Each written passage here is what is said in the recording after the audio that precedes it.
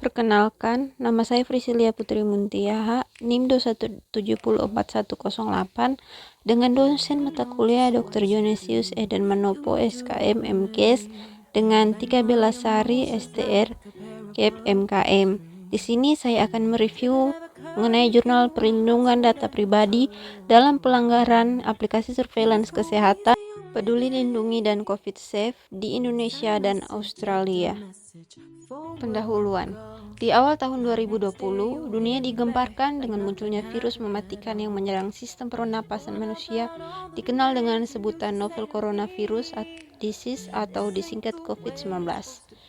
Virus tersebut berasal dari Wuhan, Provinsi Hubei di Tiongkok pada tahun 2019.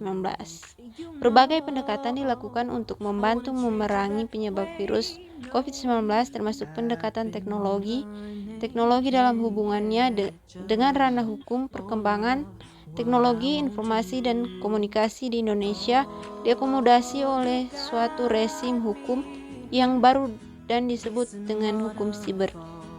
Hal ini dirasa sangat penting mengingat perkembangan teknologi komunikasi dan informasi di dunia yang sangat pesat, dan berkat dari adanya globalisasi, perubahan tersebut secara cepat merambah ke seluruh dunia dan dinikmati oleh masyarakat Indonesia.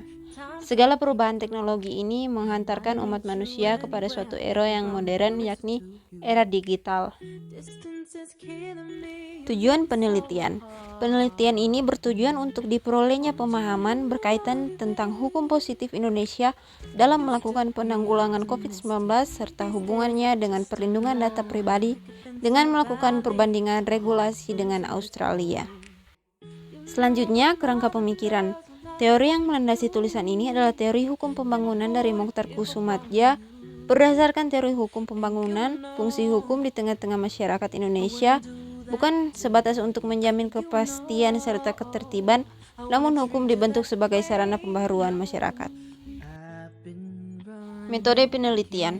Sebuah penelitian perlu untuk diselesaikan oleh sebuah metode.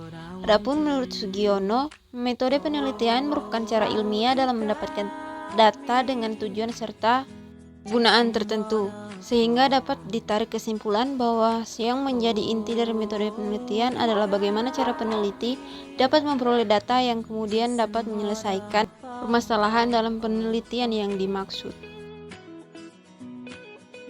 Kemudian di sini ada hukum positif Indonesia dan Australia dalam upaya penanggulangan virus COVID-19.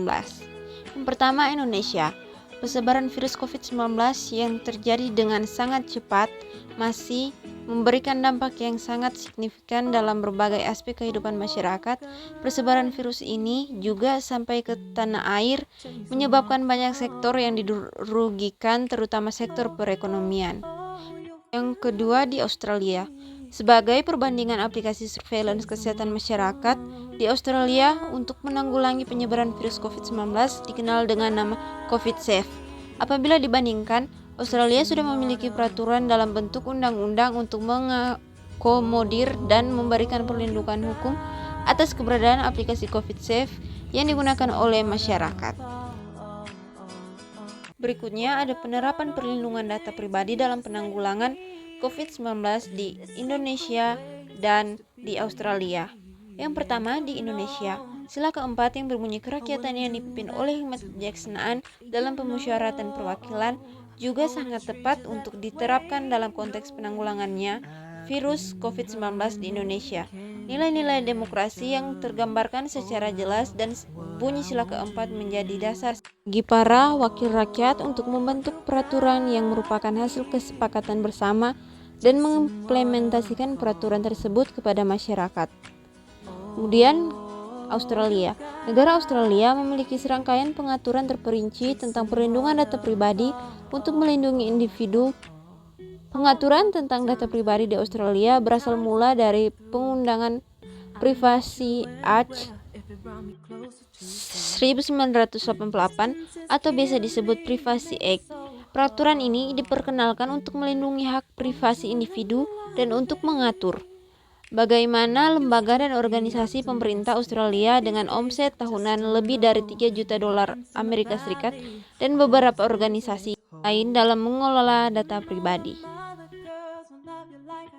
Terakhir, kesimpulan, pemanfaatan infrastruktur telekomunikasi, sistem dan teknologi informasi di era revolusi industri 4.0 merupakan suatu hal yang mencerminkan kemajuan peradaban, terutama dalam penyelesaian sebuah masalah.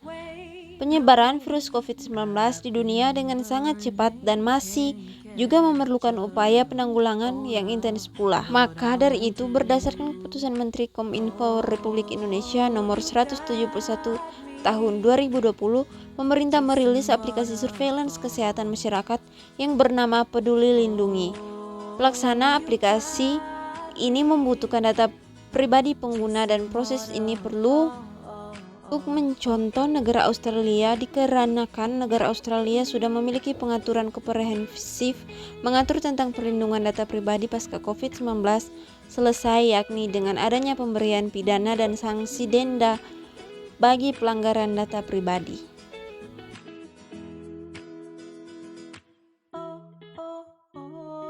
Kias pemenuhan tugas UAS mata kuliah Dasar Surveillance Kesehatan Masyarakat. Terima kasih.